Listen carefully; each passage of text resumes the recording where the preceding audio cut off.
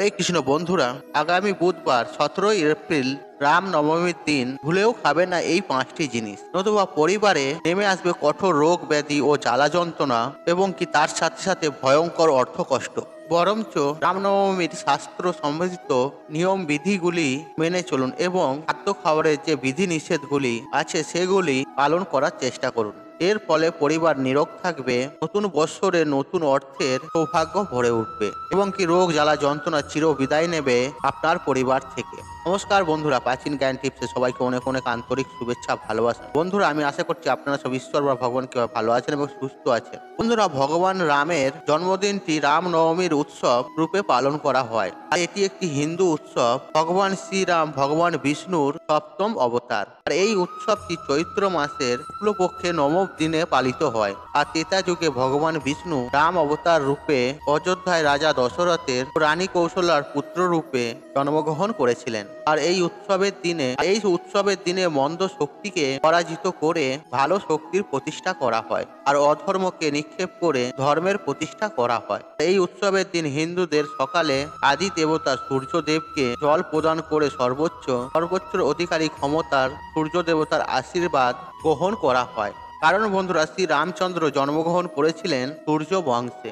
তাই রামনবমীর দিনে সকালটি শুরু করা উচিত সূর্য দেবতাকে জল অর্ঘ্য দিয়ে। তার সাথে সাথে রামনবমীর বিশেষ দিনটিও নিয়ম বিধি পূর্বকই পালন করা উচিত এবং তার সাথে কিছু কিছু খাবার গ্রহণ করার থেকেও বিরত থাকা উচিত। বন্ধুরা, আজকের ভিডিওটিতে আপনাদের সাথে আমি শেয়ার করব রামনবমী আপনারা কিভাবে পালন করবেন। কারণ বন্ধুরা, রামনবমী আগামী বুধবার 17 এপ্রিল পড়েছে রামনবমী। তাই আমার সকল বন্ধুদের কাছে অনুরোধ করব, আজকের এই ভিডিওটি একদমই স্কিপ না করে শেষ পর্যন্ত দেখুন এবং ভিডিওটি দেখে উপকৃত পেলে তাহলে ভিডিওতে একটি লাইক করে কমেন্টে জয় শ্রীরাম লিখে কমেন্ট অবশ্যই করবেন এবং ভিডিওটি যতটা পারবেন বন্ধু বান্ধব আত্মীয়জনদের সাথে শেয়ার অবশ্যই করবেন। আর আপনি যদি আমার চ্যানেলে নতুন হয়ে থাকেন তাহলে চ্যানেলটি অবশ্যই সাবস্ক্রাইব করবেন এবং পাশে থাকা নোটিফিকেশন অন রাখবেন, কারণ এই রূপ নিত্য নতুন ভিডিও সবার আগে দেখার জন্য। চলুন বন্ধুরা, ভিডিওটি শুরু করা যাক। বন্ধুরা, সনাতন ধর্মে রামনবমীর আছে বিশেষ গুরুত্ব। তাই প্রত্যেক হিন্দুদের রামনবমীর ব্রত পালন করা উচিত। আর রামনবমীর ব্রত পালন করলে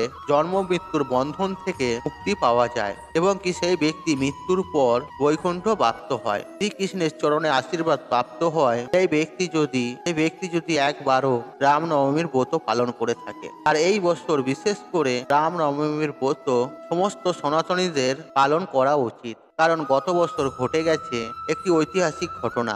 অযোধ্যা রাম জন্মভূমিতে প্রতিষ্ঠিত হয়েছে রামলালার মূর্তি। তাই এই বছর প্রত্যেকের রামনবমীর ব্রত কিন্তু পালন করা উচিত। তাই বন্ধুরা, রামনবমীর ব্রত আপনারা সামর্থ্য মতন পালন করুন। আমি সহজ কিছু উপায় আপনাদের বলে দেব, শুধুমাত্র সেগুলি পালন করার চেষ্টা করুন। দেখবেন রামনবমীর ব্রত পালন হয়ে গেছে এবং কোনো প্রকার কষ্ট বোধ করবেন না। প্রভু শ্রী রামের নাম দিয়ে সেই দিনটি অন্তত পক্ষে শুরু করুন। বন্ধুরা, আপনারা রামনবমীর দিনে খুব সকাল সকাল ঘুম থেকে উঠে পড়বেন এবং বিছানায় বসেই প্রভু শ্রী রামকে আপনারা স্মরণ করবেন। আমি একটি মন্ত্র আপনাদেরকে বলে দিচ্ছি, আর সেই মন্ত্রটি আপনারা উচ্চারণ করবেন। রমন্তে সর্বত্র ইতি রাম শ্রী রামচন্দ্রায় নমঃ। রমেন্তে সর্বত্র ইতি রাম শ্রী রামচন্দ্রায় নমঃ। বন্ধুরা, সকালবেলায় উঠে আপনারা এই মন্ত্রটি মন থেকে প্রাণ থেকে 3 বার অন্তত জপ করবেন। তা আপনারা পারলে 11 বারও করতে পারেন, 108 বারও করতে পারেন। তারপর আপনারা বিছানা ছাড়বেন এবং চেষ্টা করবেন এই দিন খুব সকাল সকাল ঘুম থেকে ওঠার। শ্রী রামচন্দ্র জন্মগ্রহণ করেছিলেন সূর্য বংশে। তাই রামনবমীর দিন আগামী বুধবার 17 এপ্রিল সূর্যদেবকে জল অর্ঘ্য দিতে কিন্তু একদমই ভুলবেন না। যদি বন্ধুরা আপনারা এই দিন সূর্যদেবকে জল অর্ঘ্য দিতে ভুলে যান, তাহলে রামনবমীর ব্রত আপনার অসম্পূর্ণ থেকে যাবে। আর আপনি সকাল সকাল ঘুম থেকে উঠে ঘর দুয়ার পরিষ্কার পরিচ্ছন্ন করে স্নান পর্ব সেরে নেবেন এবং স্নান করবার পর একটি তামার পাত্র নেবেন এবং কি তামার পাত্রটি জলপূর্ণ করবেন। এই জলপূর্ণ তামার পাত্রে অক্ষত আতক চাল, লাল চন্দন এবং লাল ফুল, সামান্য মিছরি ও গুড় সহযোগে সূর্যদেবকে জল অর্ঘ্য দেবেন। আর এটি হবে আপনার রামনবমীর ব্রতের প্রথম একটি কাজ।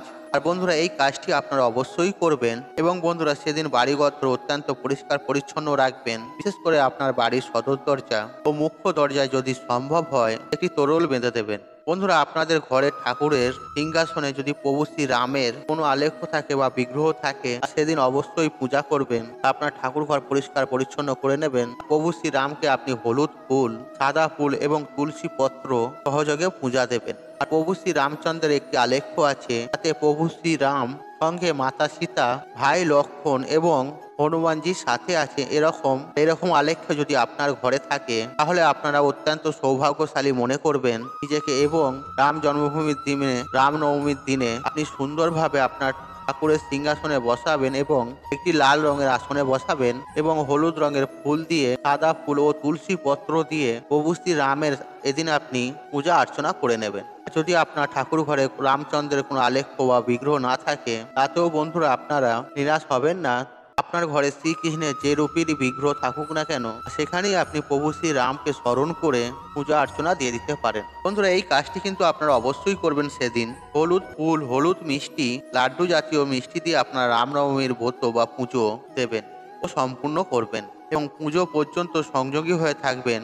এবং যদি সম্ভব হয়, যদি কোনো ওষুধ গ্রহণ করার না থাকে, নির্জলা উপবাস করে আপনারা রামনবমীর পুজো দেওয়ার চেষ্টা করবেন। দুপুর 12টার সময় দিলেই হবে। আর যদি দুপুর 12টা পর্যন্ত আপনারা উপবাস রাখতে পারেন, তাহলেই কিন্তু অনেক ভালো। আর প্রভু শ্রী রামের জন্ম সময় হচ্ছে দুপুর 12টা নাগাদ। তাই বন্ধুরা, রামনবমীর পুজো প্রত্যেকেই দুপুর পর্যন্ত উপবাস করে থাকেন। আর যাদের পক্ষে সম্ভব হয় তারা সারা দিন উপবাস রাখেন। আর যাদের পক্ষে সম্ভব না হয়, তারা দুপুর পর্যন্ত উপবাস রেখেও পুজো দিতে পারেন। সাত্বিক আহার গ্রহণ করে উপবাস ভঙ্গ করে। সেদিন সাদা নুন খাবেন না, খাবারে হলুদ দেবেন না এবং কি সর্ষের তেল ব্যবহার করবেন না। ঘি সহযোগে নিরামিষ খাবার আপনারা গ্রহণ করতে পারেন। হলুদ ছাড়া সন্ধক লবণ দিয়ে আপনারা গ্রহণ করতে পারেন। বন্ধুরা, আমি আশা করছি আপনারা যে রামনবমীর ব্রত পালন করবেন, তারা অবশ্যই গ্রহণ করবেন এবং সেদিন পঞ্চ রবি শস্য খাবেন না। বন্ধুরা, এবার আমি আপনাদেরকে বলে দেবো খাদ্য খাবারের বিধি নিষেধগুলি আর কি কি খাবার আপনারা এই দিন ভুলেও গ্রহণ করবেন না। কিন্তু তার আগে বন্ধুরা, যেটুকু পূজার কাজটি আপনাদের ঘরে বললাম, আর সেটুকু করার চেষ্টা করবেন। যদি আপনাদের ঘরে সেরকম কোনো ব্যবস্থা না থাকে, তাহলে যে কোনো রাম মন্দিরে গিয়ে আপনারা পুজো দিতে পারেন। বন্ধুরা, এবার আপনাদের বলবো যেটি খাদ্য খাবারের বিধিনিষেধগুলি, যেটি অবশ্যই আপনাদেরকে মেনে চলতে হবে। আর সেদিন হচ্ছে প্রথম যে খাবারটি আপনারা ভুলেও খাবেন না, আর সেটি হচ্ছে পেঁয়াজ, রসুন, মসুরির ডাল এবং মাছ, মাংস, ডিম, অর্থাৎ বন্ধুরা আমিষ জাতীয় খাবার। এই কটি খাবার আমি যেগুলি উল্লেখ করে দিলাম আপনাদের ঘরে রামনবমীর এই পূর্ণ তিথিতে, ভুলেও কিন্তু গ্রহণ করবেন না। দেখুন বন্ধুরা, সমস্ত সনাতনীদের কাছে গর্বের কারণ হচ্ছে অযোধ্যা রাম মন্দির, যেখানে প্রভু শ্রী রামের জন্মভূমিতে রামলালার প্রাণ প্রতিষ্ঠা হয়েছে। তাই প্রত্যেক সনাতনীদের কর্তব্য রামনবমীর দিন সামান্য নিয়ম বিধিগুলি পালন করা। নিরামিষ আহার গ্রহণ করা এমন কিছু কঠোর কাজ নয়, যেটি করা সম্ভব নয়। তাই বন্ধুরা, প্রত্যেকেই এই দিন নিরামিষ আহার গ্রহণ করবেন। আর এই দিন কোনো রকম পোড়া জাতীয় জিনিস খাবেন না। বন্ধুরা, যে কোনো পূজা অর্চনা বা ব্রততে উপবাসের দিন পোড়া জাতীয় খাবার খাওয়া কিন্তু একদমই উচিত নয়। এর ফলে ব্রত উপবাসের সঠিক ফল পাওয়া যায় না। কোনো সবজি পোড়া, কোনো মশলা পোড়া বা কোনো খাদ্য পোড়া আপনারা রামনবমীর দিন খাবেন না। বন্ধুরা, এছাড়াও যে জিনিসটি আপনারা খাবেন না, সেটি হচ্ছে তামাক বা মাদক জাতীয় দ্রব্য।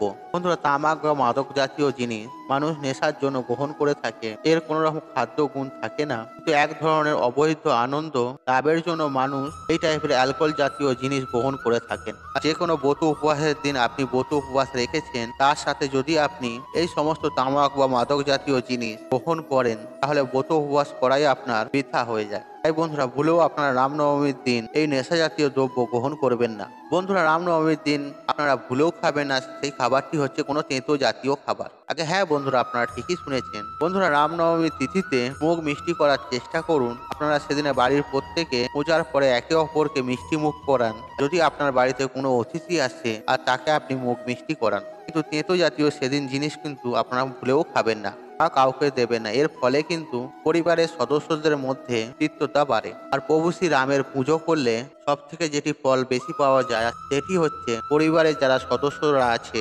ভাইয়ের সাথে, মা বাবার সাথে সন্তানের, স্বামীর সাথে স্ত্রীর সম্পর্ক অত্যন্ত ভালো হয়। আর প্রভু শ্রী রামের পুজো করলে গৃহের মধ্যে গৃহ বিবাদ, অশান্তি, ঝামেলা, ঝুট ঝামেলা এগুলো সব কিন্তু বন্ধ হয়ে যায়।